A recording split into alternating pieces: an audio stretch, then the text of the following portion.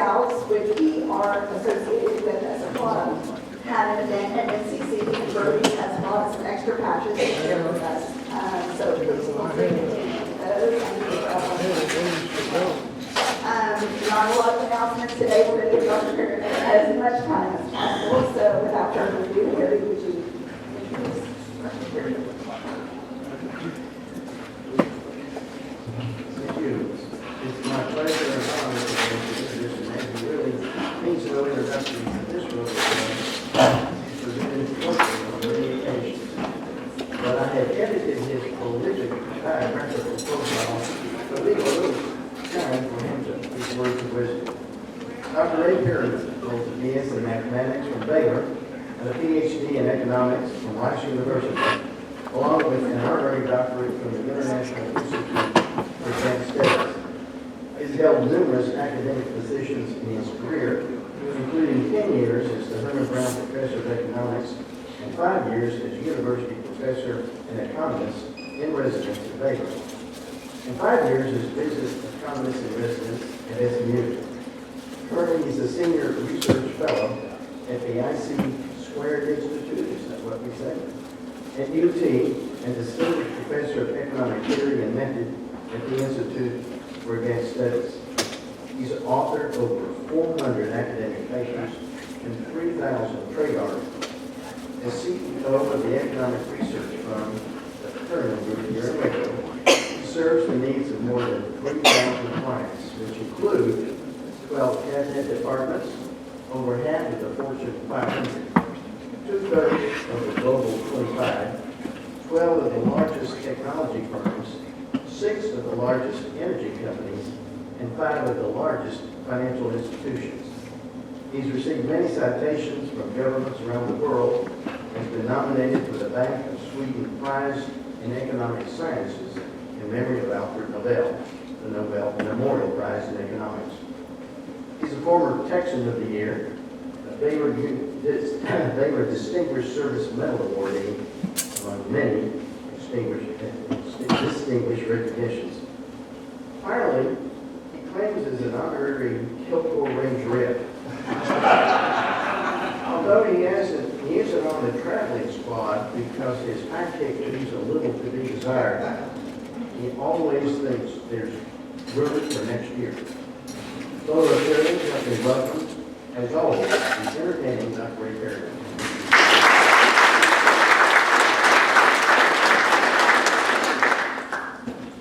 Well, thank you. I appreciate that very much. They tell me, I don't count the stuff that other people do. They tell me I have given over 4,000 speeches in my career. They tell me I've talked to more than 5 million people in my career. And I have to say that I guess that means I've been introduced more than 4,000 times. And of all the introductions I've ever had, that is by far the most recent. I appreciate that very much. I always have, every time I come to this Rotary Club, I have kind of a weird deja vu experience. Kate Paul will remember this. Back in the 80s, there was a series of awards that the JCs used to give. I guess you'll know about that. 5 outstanding young, 10 outstanding young Americans, and 10 outstanding young people in the world. And I was fortunate enough to receive those awards way back. Anything that had the word young in it was a long time ago, I'm sure. But anyway, you know, they make a video of your life, and the video gets longer with each one they say. But basically, you know, my life was talking on the phone, sitting behind a computer, and giving speeches. It so happened they filmed me giving a speech at the Waco Road. That's what this thing. And did you know that? Okay. And so today we get the same except the computer will be a little smaller, and the phone would no longer have a cord attached to it. But it'd be about, you know, it'd be the same. My life hadn't changed much in about 50 years or so. And so it turned out that here I got to find out standing in Texas. For a period of time, Martina and I was the love who lived in Texas. And so she was one of the 5 recipients that year. And her video happened to be right before mine at the program. And so what you see is you see Martina making all these impossible shots, doing these great things. At the end, she makes this killer backhand to win Wimbledon for, I don't know, 95th time or something. She jumps over the net. She throws up the trophy. She bows to the queen, and then you can switch me talking to the Waco Rotary. then, oh, I'm not done. I'm not done. And then I get to the outstanding young person, outstanding people in America award. And the person right before me on that video was a then young lady who become very good friends over the years, Kathy Sullivan. If you go back and Google Kathy, you'll discover many things, one of which is she was the first female to walk in space. Okay? So she had a pretty video. And she's also had been to the bottom of the Pacific Ocean because she might have a teaching oceanography or something. She's also at the head of NOAA for a while. In fact, I called her one day and said, you have to be a redneck because I've seen you on TV 10 times talking about the tornado. You know, that's one of the definitions. But anyway, so she had this great video of rockets blasting off and walking in space and all this kind of stuff. And so immediately after the rocket blasted off, they switched to me, off into the way. But rotary stuff, okay? And then I get to the whirlwind. Kathy was also in the whirlwind that year. But on the video, I was right before a young guy from Canada. And those of you of my generation, his name grips me. His name's not all that familiar. But when I tell you who he was, you'll remember him because for a period of time, from all the talk shows and all that, he was the handicapped individual in the wheelchair who started the wheelchair basketball league, and the whole idea of disabled people being active in sports. He was the guru of all that. So his video is, and he dropped for me on the script, and his video is, all this great stuff he's doing athletics, and at the end, the first ever wheelchair marathon, he wins it. And they're going up a hill to finish. And this is ESPN, high quality footage. Split screen, half of it is him, doing this with all these people right behind chasing him. Doesn't have to go to the stage, but it's popping up. They're playing Chariots of Fire. And then right at the very end, he crosses the finish line, he throws up his hands, they switch to the Rocky thing, and then switch me across his way so over. So I have very special memories of this place. It's always great to be here. I'm going to try to spend a few minutes. Somebody tell me if I'm going too long or something. If I don't go too long, I'll take some questions at the end. Try to make a little bit of sense out of stuff that's going on right now. Or at least try to explain some of it, maybe a little bit different than what you hear sometimes. I want to get you some stuff about the local area as well. But there's a lot of stuff going on right now. So let's just kind of jump into some of it. Before I start, I will tell you, USA Today, a column USA Today wrote a column about that I was in a couple years ago, and he called me an equal opportunity offender, okay? Because I don't worry about politics. I'm just going to tell you what it is economically, and some people like it, some people not like it. That's fine. And I've been called very bad things. I'm members of both parties, and I've been called great things. I'm members of both parties over my career, and all that's fine too. I end up being friends with most of them at the end of the day. But anyway, let's start with tariffs. That's not at all controversial, okay? The first thing I'll say about them is we pay them. Okay, it's that simple. You hear all this talk, you hear speeches, there's letters being sent out from the government right now saying the country, you will pay extra tariffs to the United States. No, they don't. That's not how it works. And the simple way you think about this is you've ever traveled overseas, ever, you're on, and you bought something, and you come back. Well, when you bought it, the merchant over there did not send our government any money. That government didn't send our government any money. But when you came back in the United States, filled out that little blue card and declared your stuff. If you bought something that was subject to a tariff, you paid that tariff before you got out of customs, just technically before you entered the United States. The same thing works if it's a truck in Laredo or a boat in Port Houston or an international flight at DFW. It's all the same. It goes into a bonded warehouse. It's not technically a part of the United States. They fill out the paperwork, you pay the tariffs, and then it gets to come in. It's the same process. It doesn't matter what it is, you bring something in, you pay it. Now, there are situations where if you're buying stuff overseas, there's subject to tariffs, the folks over there may say, we'll cut you a little break on the price. But we know you're going to have to pay the tariff now. But it's still, you're going to pay it. There's also a situation where if whoever pays it is going to try to sell it to you against the consumers. Say, well, we'll absorb part of it, we'll absorb part of it. And that all happens. And we've modeled all that in great excruciating detail for over 500 industries in every country in the world right now. And basically, at the end of the day, consumers pay about 80% of it when all said and done. We're not there yet, and I'll talk about that in a second, but we do. The other thing you hear is, we're tired of all these countries ripping us off. And we need tariffs so they don't rip us off. We've heard that. A lot of people talking about that right now. They're not ripping us off. They just have to make something better than we do. I'll give you a very simple example. There's a really nice lady over out in Odessa who cuts my hair. She can cut my hair for years and years and years. I go about once a month, Down here, I have a practice for once for 6 months to decide. But they go about once a month, it costs about $40. She's been doing this for years and years and years. In all that time, she has never once hired me to do an economic study. Not once. She's never needed an economic study of her wallet in all that time. So basically, I've had a trade deficit with her. I have been paying her $40 a month, $400 a year. I've been paying her for all these years. And she's never bought anything from me. But she's not ripping me off. I need her service. She doesn't happen to need mine. That's all it is. No more complicated than that.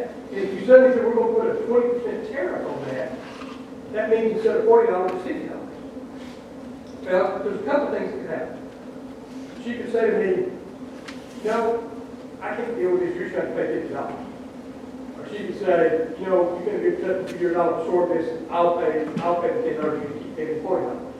Or she could say, how about we split the difference? You pay me $45. We each half. Or anything in between. Any of those would happen.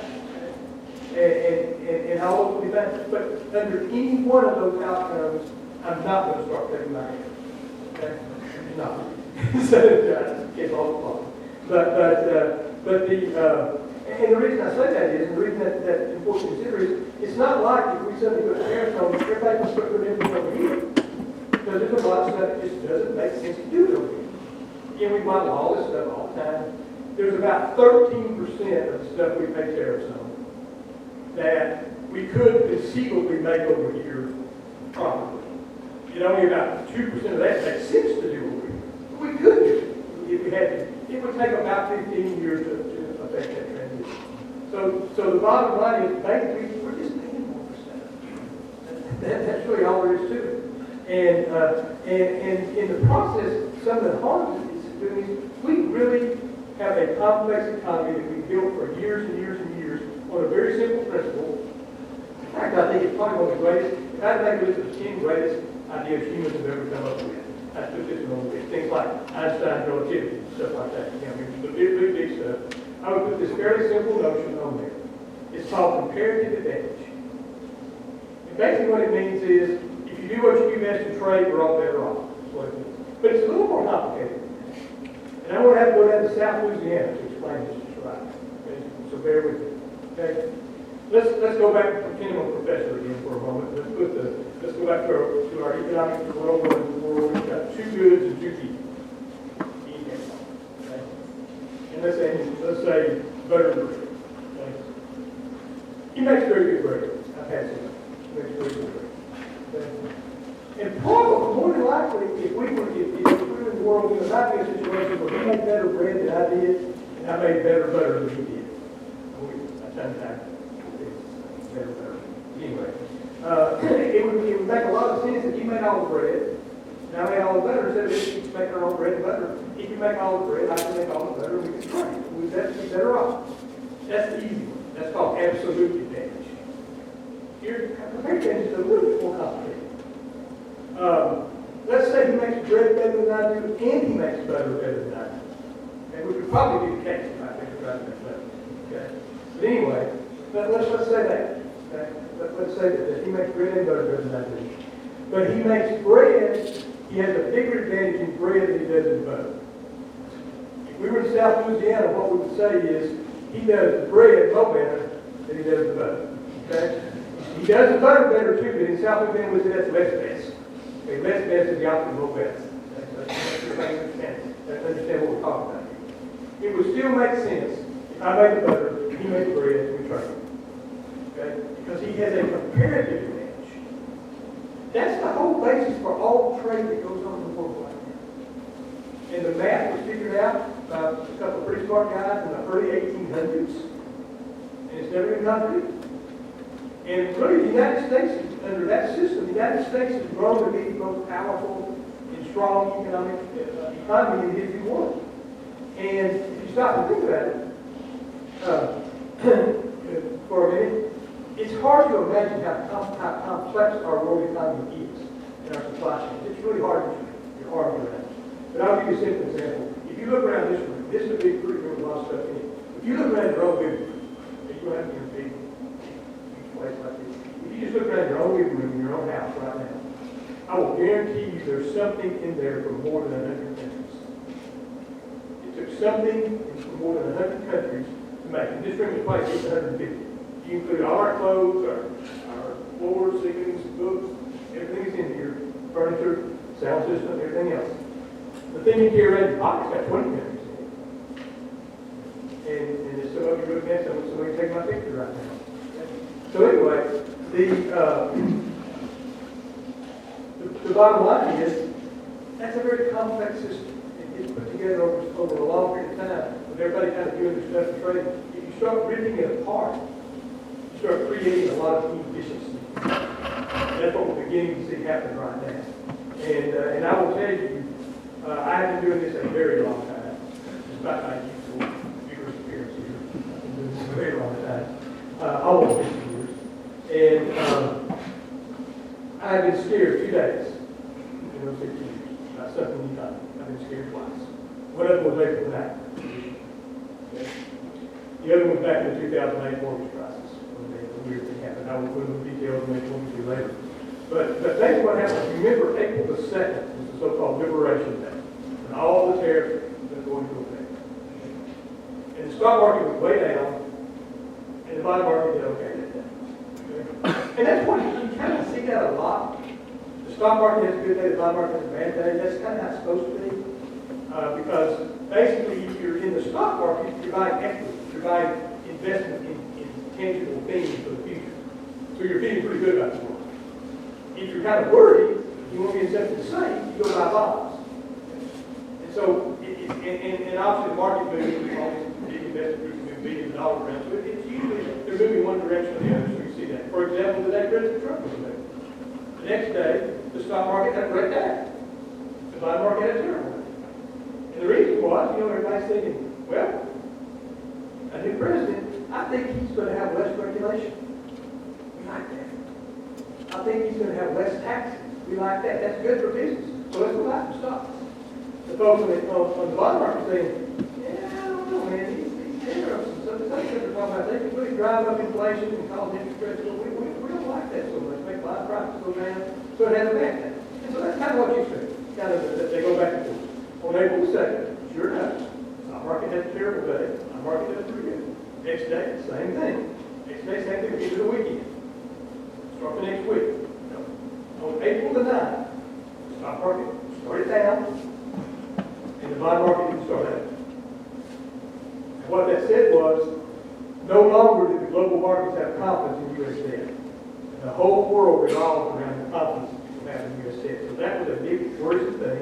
And all these people got together very quickly, President Trump's people, and they put a 90-day moratorium on, and everything turned around. But until that happened, I mean, we were in a situation that could have gotten very, very bad very, very quickly. Of course, now the 90 days expired, some of the tariffs are coming back, some of them are not, that sort of thing. And we'll keep going with this thing. But the unfortunate thing about tariffs is, normally the economy is either growing pretty well, has a little bit of inflationary problems in it, or it's slow, but you don't have any inflation problems. So if things are rocking along, everybody's buying stuff, prices can go up. If it kind of slows down, they can go down. The problem with tariffs is they raise the prices because it's just a tax payment on everything you buy. It also rips up the supply chains and makes us less efficient, so it causes the economy to slow down. Okay? So that's kind of what the problem with tariffs. And we just do a little simple, quick math here. I probably won't hurt. When the president took office, average tariff was about 2%. We were doing pretty good on kind of keeping tariffs. Average tariff was about 2%. Today it's about 15%, which is less than what he talked about. And I think it will come down some more when all said and done, but right now it's about 15%. So it's gone up 13%. We import a little over $4 trillion worth of stuff every year. Okay?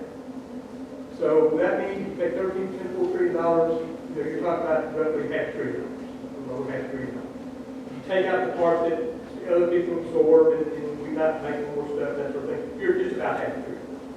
That now takes care of that right off there. That's $500 billion a year effective taxes we would all pay if all this stays in effect. That's going to slow things down. And it's not systematic. It's not fiscal reform that we look at what do we need to be doing and not doing. We need plenty of that. But it's just kind of a random tax on various things.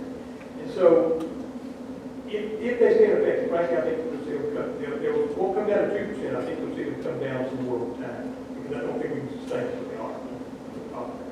But, one thing I've learned in economics, in classrooms, we try to tell you all that stuff, law of supply, law of demand, all that kind of stuff. We're not that good. At best, they're strong suggestions, they're not laws. We can't get there. The only law I give you in economics is if something has to happen, it will. It can't happen, it won't. And I don't think we can sustain tariffs at this level for an extended period of time. I think people will become very much aware of that very soon. It takes a while for them to take effect. So everybody says, what about inflation? Well, a couple of things. First of all, they haven't been as high as you talked about. Secondly, since everybody knew it was coming, they started building up their inventory before the tariffs got into effect. We had a very weird first 2 quarters of GDP. It went down in the first quarter, it went up in the second quarter. And if you average that out, 6 months to be, that's because in the first quarter, we imported a bunch of stuff. It was subtraction of GDP, and the tariffs were not happening. Then they weren't as bad as they were, so we didn't import nearly as much as we usually do to export. So it just kind of creates all this uncertainty and that sort of thing, which has its own issues. So that's part of it. Part of it is, when they first come into effect, retailers and merchants tend to absorb more of it initially. Like right now, they're passing on about 27%. When all said and done, it'll be about 80%. We think it'll be about 67% by October. So it's going to start feeding it a little bit more as we move forward. And so all that to say, tariffs are basically, there are times you have to do it. There are times you have to, I always tell people, in economics, I don't like any tariffs, but I prefer tariffs to bombs. And there are times when sanctions and that sort of thing are necessary, and that's fine. There are times when some countries are blatantly subsidizing things at a low cost and trying to drive other countries out of business, and we have to respond to that. There are legitimate reasons to have some tariffs, but excessive tariffs, really, there's not a good economic argument for it. And so, I think you'll see all this kind of work its way down some, but not as much as probably I would like to see. But I think you can see it come down some, and then we'll kind of work through this. It also creates a very interesting situation for the Federal Reserve, because based on the speech last week, we're finding that one of these will interest rate reduction fairly soon. And there'll probably be a number of others down the road, but not as fast as they would have been without all these tariffs. But it puts them in an interesting position because they have a mandate. It started with the Full Employment Act of 1948. They're supposed to support full employment and stable prices. And normally that's easy because it's a big one. If the economy is doing well, they can fight inflation. If the economy is doing poorly, there won't be much inflation. They can stimulate the economy. When you have something that messes with both of them, then it's kind of a 50-50 call what they do. And you're going to look at the data and pay a lot of attention to it. But what we're already seeing is the consumer price index, and one of y'all the headlines haven't seen it. But we have a price index of just the price of imported goods. Way up. We have one called the producer price index. That's what producers pay. It's way up. That's about a 2 or 3 month leading indicator of consumer prices. Because obviously it takes a while to make their way in, because people do have inventory or whatever the case may be. So anyway, all that to say, we haven't seen the last of these things. It'll be interesting to see it all play out. And it is slowing down the economy. I mean, we are seeing every sign of the economy slowing down a bit right now. The other one I want to talk about a little bit before I kind of delve into Texas and the local area is another topic that's not controversial at all, immigration. I'm sure that if you haven't agreed on immigration here. But anyway, basically putting aside all the historical norms and the way we got here and all that kind of stuff, putting all that aside, the number of births in the United States, I mean, well past the baby boom and all that kind of stuff, but on recent trends, in 2007, the number of births in the United States peaked. We had about 4.3 million babies in 2008. Okay? I mean, talking about 2007. Then we had the big mortgage recession, Great Recession in 2008, and now we have fewer kids, and we still haven't caught up to that. And now we're having fewer kids every year because the birth rate is declining for a number of reasons. But what happens is, believe it or not, as time flies from having fun, those 2007 babies, that peak group, they're 18 years old now. So So they're just now starting to enter that labor force. And every year, there's going to be fewer people entering the labor force from our natural growth of population. We already have a labor shortage. We already have more than, even has like construction again, so he's rolling his eyes there. We definitely have a labor shortage in the country right now. We have more job openings than we have unemployed people, and you can't really, they put those two statistics together, but you really can't match it up, because most of the unemployed people can't do the jobs that need to be done, that they don't mix up perfectly, they're not the same geographic area, there's all kinds of reasons why those don't mix together. You put them together as fast, even if you put them together as fast, we don't have enough people. There's a fairly simple solution to that. You don't have enough people. You have an economy where people want to come to work. They don't come to work. And yet we are reducing immigration, both legal and the undocumented. And we talk a lot about the undocumented. And that's, obviously there are concerns. There's security and safety issues on the border. I spend a lot of time down there. There's a lot of clients down there. I do a lot of work in Mexico. Clients down in Mexico. There's clearly some significant issues there. But we've also kind of built our economy around having access to that workforce. And that's what markets do. Markets solve problems. A few years ago, the baby boom started aging out. Markets say, hey, we need more people. There are people down there, let's go get them. And unfortunately, the laws didn't catch up to make it as easy to do that as it should have. But it's not only that. We talk about that. But legal immigration is the same thing. I would ask you, if you're curious about this, go walk down the hall, one of the hospitals in the area. Go walk down, I'm sure you'll have it. You'll find about 25% of doctors, nurses, and healthcare professionals are immigrants. If you have to go to one of these high-tech places in Austin, roughly 49% of PhD engineers in the United States are immigrants. So it's not just folks at the board of labor, it's everybody. And now we're starting to see that every month in the employment statistics, we're starting to see those numbers, one of the numbers of total civilian workforce going down, total number of workers available going down. That's not a good situation. By 2030, we will not be, if we had no immigration, starting in 2030, our population will start declining. We'll have more people dying and keep going every year. Baby boomers, getting on up there, fewer people coming in. I mean, we're in a situation where we're going to need workers in the future, which says we certainly need immigration before, but we need responsible immigration before, and that's just use workers the way we should. All that, again, to say the U.S. economy is slowing down a lot. The folks in the administration like the latest numbers, but they are showing us that the economy is slowing down quite a lot. And I think we're probably going to see that for a while. If that happens to be one of my creditors on the phone, you tell them I'm in New Orleans. Anyway, so I just kind of want to frame those issues because the U.S. economy is slowing down, but we still have the strongest political and economic institutions in the world.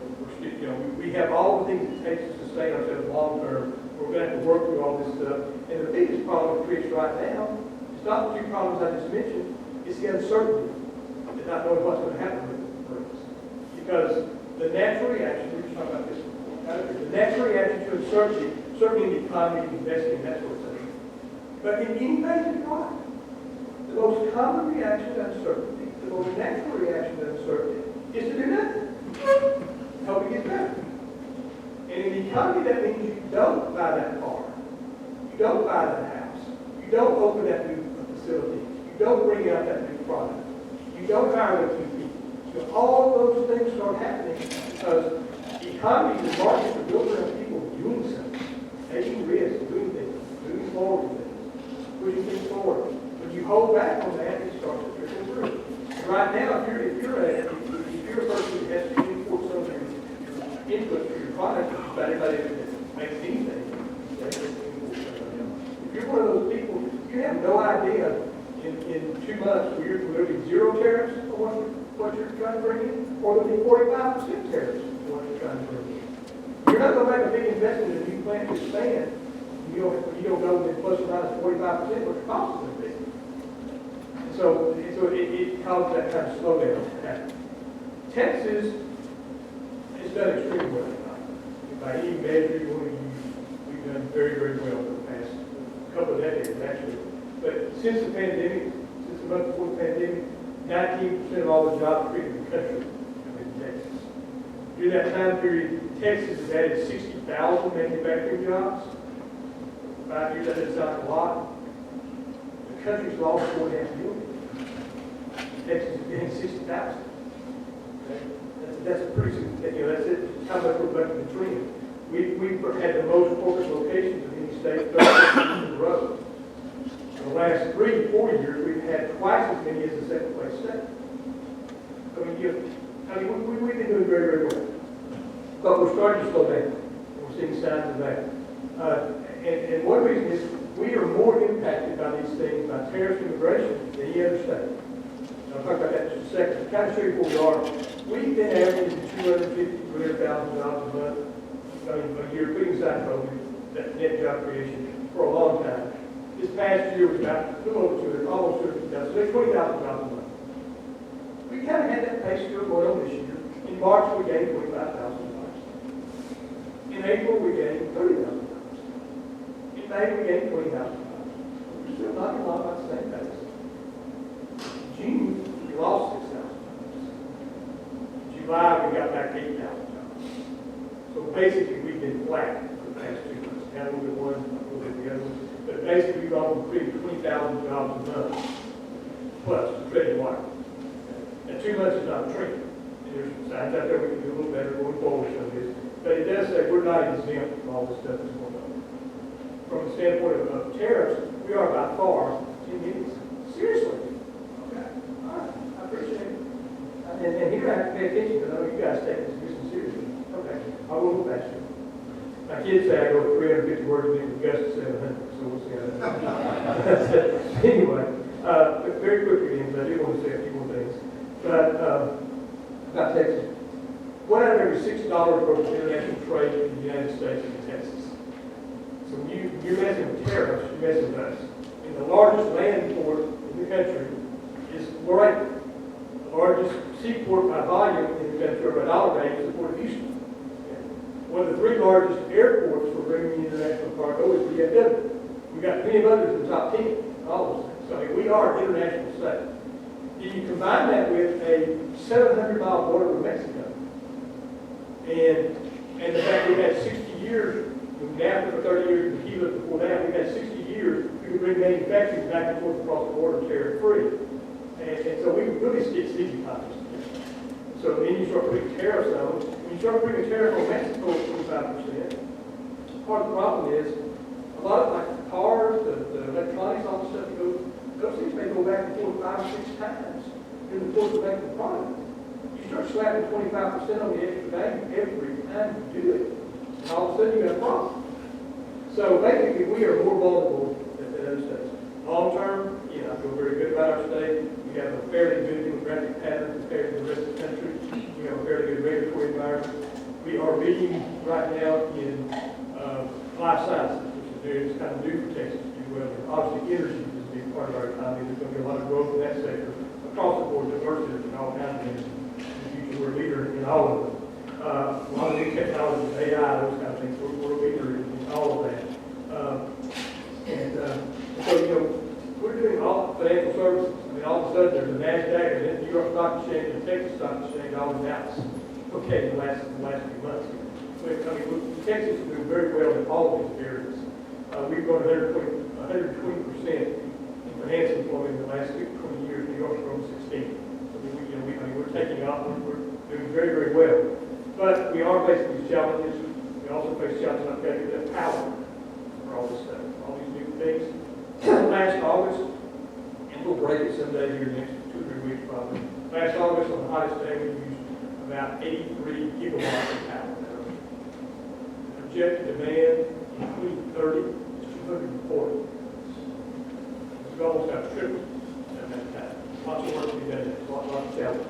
Talk about Waco for just a second. When I did learn a whole lot of time there. But talk about Waco for just a few minutes. And again, I've been associated with this place for a long time. I came to Baylor as student in 1971.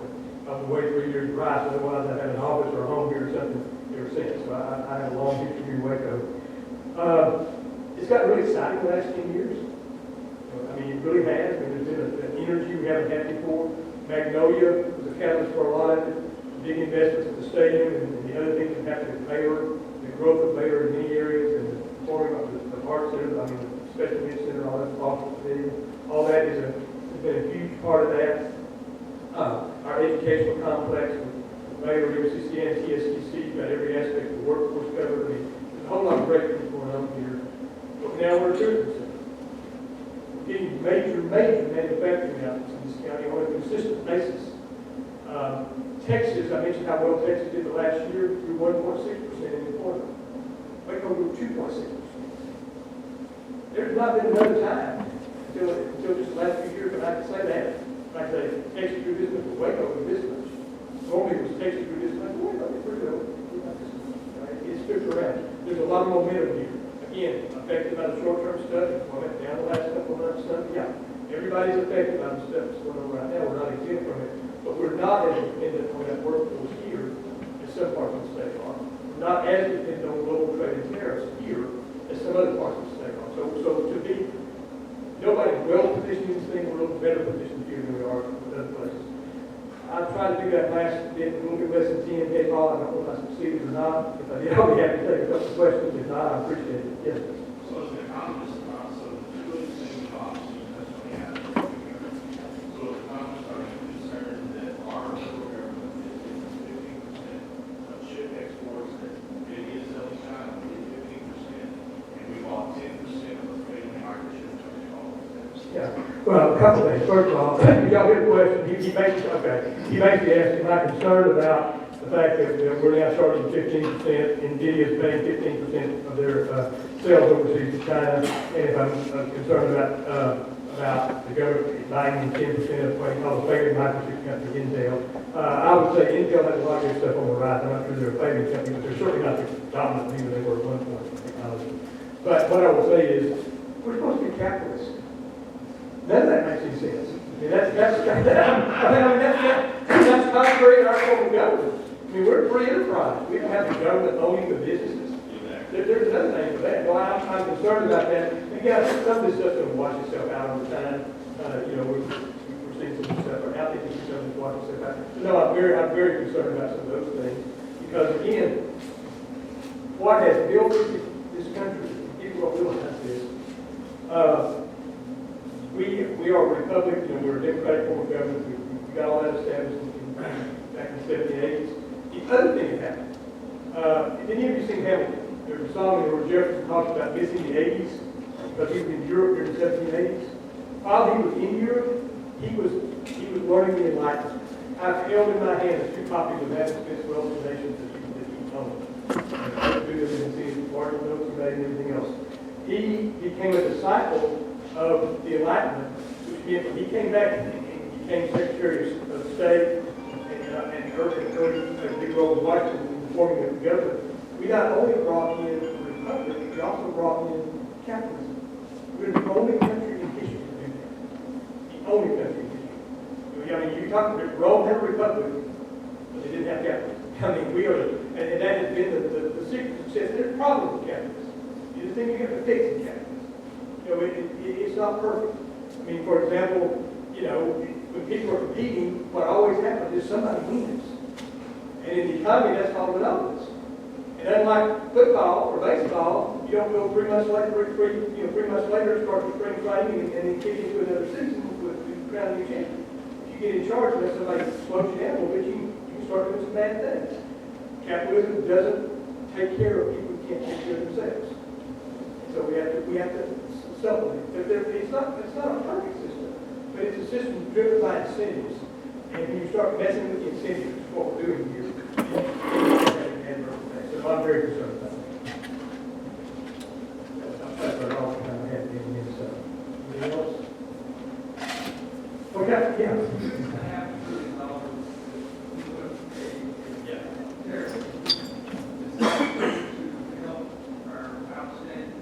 Well, good question. Pay, as I said earlier, pay tariffs we pay go straight to the federal government. They do offset some of the, some of the annual deficit. It's not going to pay down debt, because we're a long way from balance the budget. But it would help pay down some of that. The problem is it's a long way to do it. Because it's basically us taking money out of our pockets and sitting it up there indiscriminately, as opposed to, really taking a good heart. There's plenty of things we can do to reduce the federal deficit in ways that make the economy strong. And there's plenty of those things too. They're very hard to do politically, but certainly, there's been a number of task forces today. We've been involved in some of them. We've laid out a bunch of things you can do to save a bunch of money for the government. In fact, if you want to save a fortune, go build some health clinics in low-income areas and staff with nurse practitioners and physician assistants, because that can take care of a whole lot of bad colds and that kind of thing.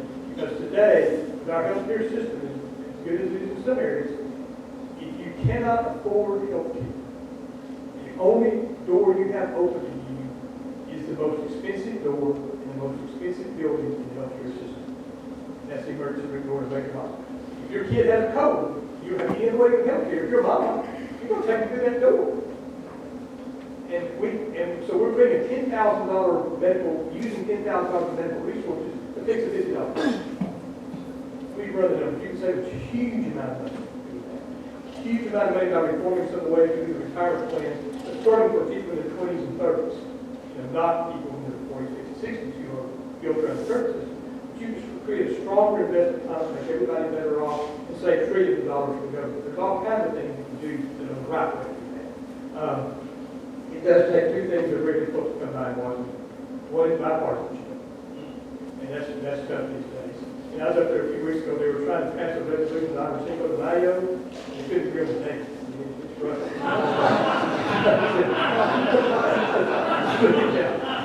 But the other part of that, the other was part of that bipartisanship.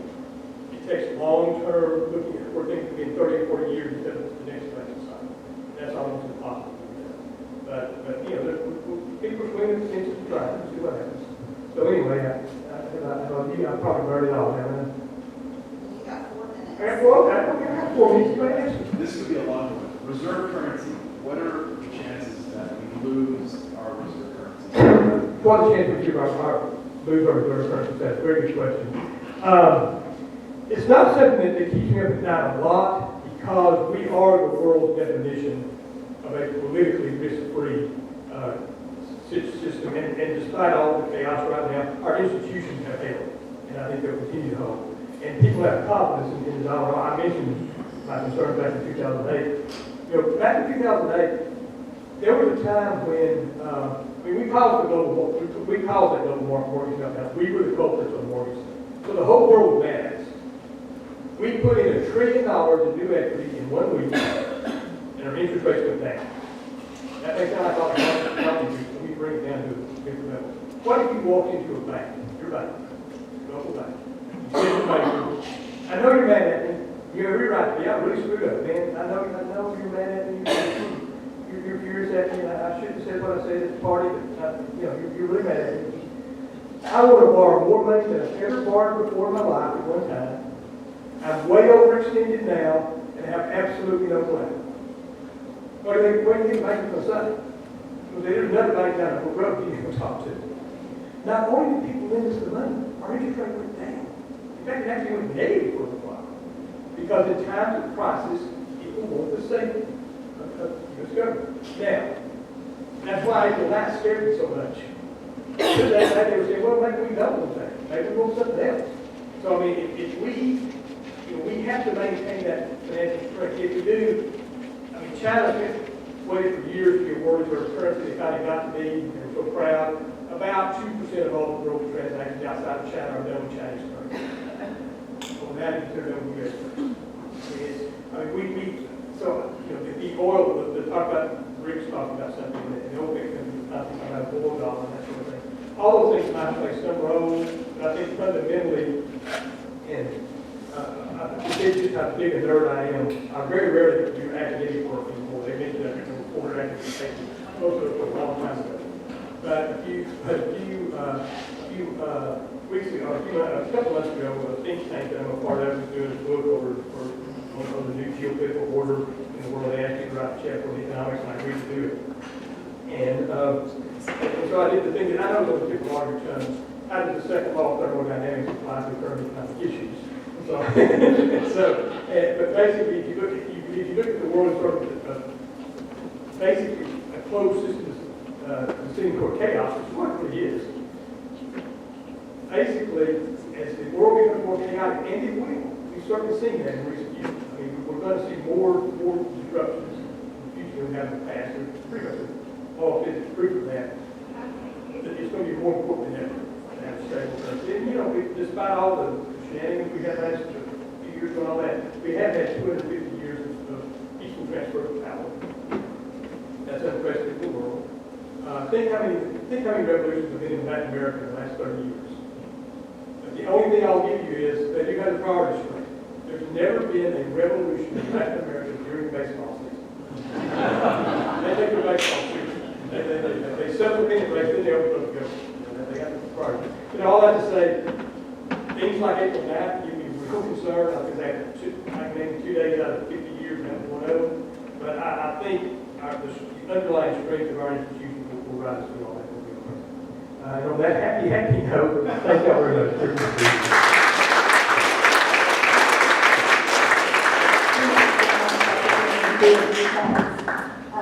Thank you to DJ and Harry for being a part of the program today. Our next meeting is with our Rotary District Governor, Todd Smith. This is a good time to come and learn more about Rotary and what it means to be a Rotarian. So I know that some people are, might roll your eyes a little bit, go, District Governor, but Todd's great, you'll like him, and it's just a great time for us to come together and talk about what it means to be a Rotarian. Now, if you will all, thank you to our guests. We are glad that you are all here, and we hope to see you again soon. Now, if you'll all stand with me as we recite our forward heaven, and then thank you for you.